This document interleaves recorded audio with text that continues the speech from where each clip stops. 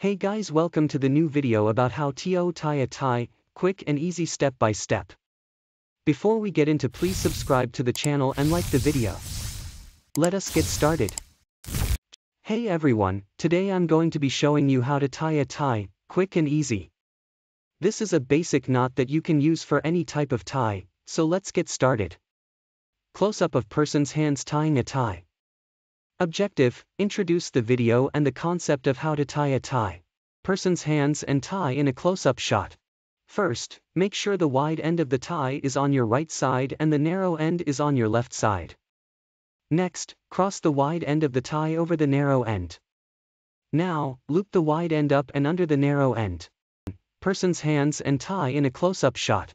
In order to finish the knot, bring the wide end of the tie back down and loop it over the knot in your tie. Finally, make sure the knot is tight and you're done. It's really that simple. The person steps back and shows off the finished knot. And there you have it. Now you know how to tie a tie, quick and easy. If you practice this a few times, you'll have it down in no time. Thanks for watching, and good luck.